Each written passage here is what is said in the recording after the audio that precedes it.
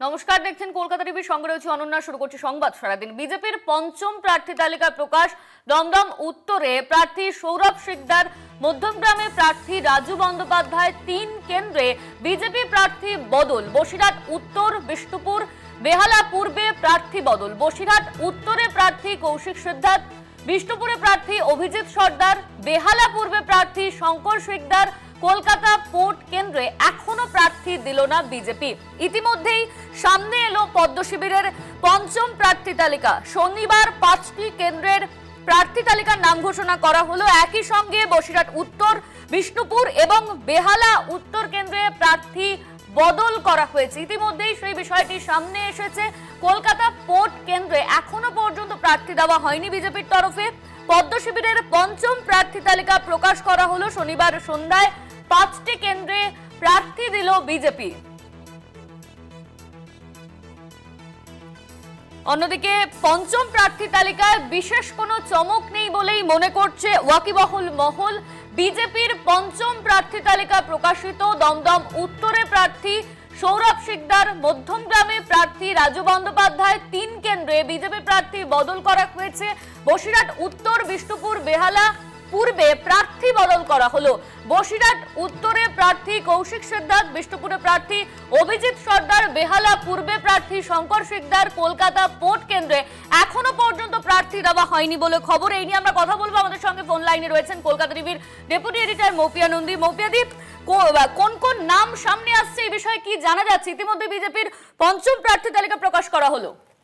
দেখো, পঞ্চম প্রার্থী তালিকা প্রকাশ হয়েছে এবং সবচেয়ে যেটা তাৎপর্যপূর্ণ, একদিন ধরে যে নামটা ঘোরাফেরা করছিল কৃষ্ণনগর উত্তরে, অর্থাৎ সঞ্জীব সান্যালের নাম নিয়ে প্রবল জল্পনা ছিল। সেখানে দাঁড়িয়ে কৃষ্ণনগর উত্তরে কিন্তু তারকনাথ চ্যাটার্জি তিনি প্রার্থী হয়েছেন। সঞ্জীব সান্যাল তিনি প্রার্থী হলেন না, যেটা আমরা সূত্র মারফত খবর পাচ্ছি যে সঞ্জীব সান্যালের সঙ্গে কিছুটা কথোপকথন এগোলেও সঞ্জীব সান্যাল তিনি ভোটে লড়ার ব্যাপারে তিনি একেবারেই আগ্রহী হননি এবং যে কারণে কৃষ্ণনগর উত্তরে সঞ্জীব সান্যালের দাঁড়ানো নিয়ে যে তোড়জোড় বা যে জল্পনাটা জানা যাচ্ছিল, যে জল্পনাটা ফাইনালি সেটা বাস্তবায়িত হলো না। এর পাশাপাশি কল্যাণীতে সেখানে অনুপম বিশ্বাস তাকে প্রার্থী করা হয়েছে।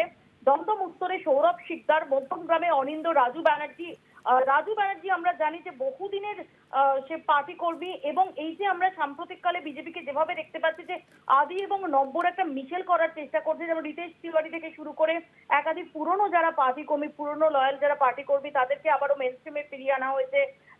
নীতিশকে ক্যান্ডিডেট করা হয়েছে। রাজু ব্যানার্জি তাকেও আমরা দেখতে পাচ্ছি যে তাকেও মধ্যমগ্রামে ক্যান্ডিডেট করা হয়েছে।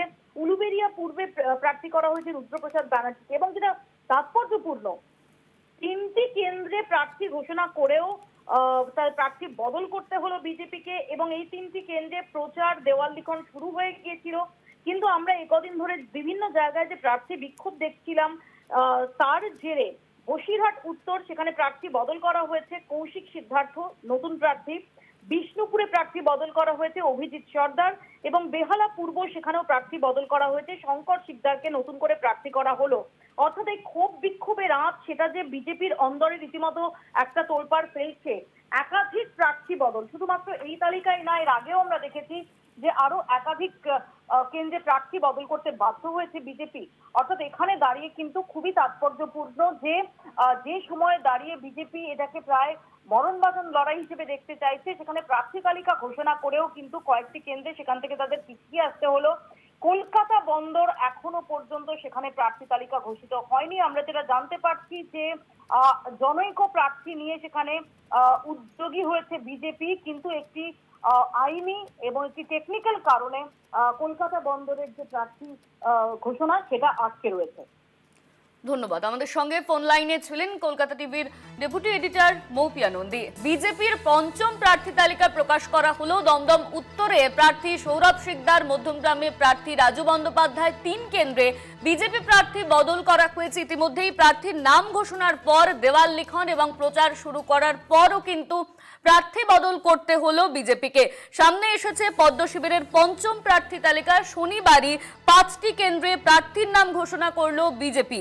একই সঙ্গে বসিরহাট উত্তর, বিষ্ণুপুর এবং বেহালা উত্তর কেন্দ্রেও প্রার্থী বদল করা হলো বিজেপির তরফে। যাদের নিয়ে দেওয়াল লিখন এবং প্রচার শুরুও হয়ে গিয়েছিল, তারপরেও কিন্তু এই প্রার্থী বদল এই বিষয়টি সামনে আসছে। আমরা জানি এই প্রার্থীর নাম ঘোষণার পর থেকেই একাধিক জায়গায় সেখানে প্রার্থী নাপসন্দ আর এই বিষয়গুলোকে নিয়ে যে উত্তেজনার পরিস্থিতি শুরু হয়েছিল, সেই জায়গায় দাঁড়িয়ে বিজেপির এই পদক্ষেপ বেশ কয়েকটা কেন্দ্রে দেখা যাচ্ছে যে প্রার্থীর নাম ঘোষণা করার পরও সেই প্রার্থী কিন্তু বদল করতে হলো। প্রচার এবং দেওয়াল লিখন শুরু করার পরও প্রার্থী বদল করা হলো। সামনে এসেছে পদ্ম শিবিরের পঞ্চম প্রার্থী তালিকা।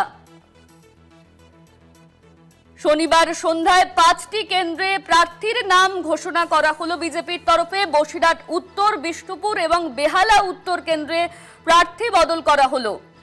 তবে পঞ্চম প্রার্থী তালিকা বিজেপির তরফে প্রকাশ করা হলো, সেখানে বিশেষ কোনো চমক নেই। তবে প্রার্থী ঘোষণার পরও বেশ কয়েকটি কেন্দ্রে প্রার্থী বদল করতে দেখা গেল বিজেপিকে। বেশ কয়েকটি কেন্দ্রে প্রার্থী বদল করা হয়েছে, যাদের প্রচার এবং দেওয়াল লিখন শুরু হয়ে গিয়েছিল। তারপরও যে বিক্ষোভ শুরু হয়েছিল বেশ কয়েকটা জায়গায় আমরা দেখেছিলাম, যেখানে প্রার্থী পছন্দ না হওয়ায় যে উত্তেজনার পরিস্থিতি তৈরি হয়, সেই জায়গায় দাঁড়িয়ে বিজেপিকে পিছু হটতে হলো। কোথাও গিয়ে বলা যায় প্রার্থী বদল করা হলো, সেই ছবি কিন্তু প্রকাশ্যে আসছে। যেমন বসিরহাট উত্তর, বিষ্ণুপুর, বেহালা উত্তর কেন্দ্রে কিন্তু প্রার্থী বদলের সেই ছবি আমরা দেখতে পাচ্ছি। 3 কেন্দ্রে বিজেপির প্রার্থী বদল, দেওয়াল লিখন, প্রচার সমস্ত কিছু শুরু হওয়ার পর কিন্তু এই প্রার্থী বদল করা হলো। তৃণমূল সাংসদ দোলা সেন এই মুহূর্তে আমাদের সঙ্গে ফোন লাইনে রয়েছেন। ইতিমধ্যেই বিজেপির পঞ্চম প্রার্থী তালিকা প্রকাশ করা হয়েছে, যেখানে দেখা যাচ্ছে বেশ কয়েকটি কেন্দ্রে প্রার্থী দেওয়ার পরও প্রার্থী বদল করতে হলো বিজেপিকে।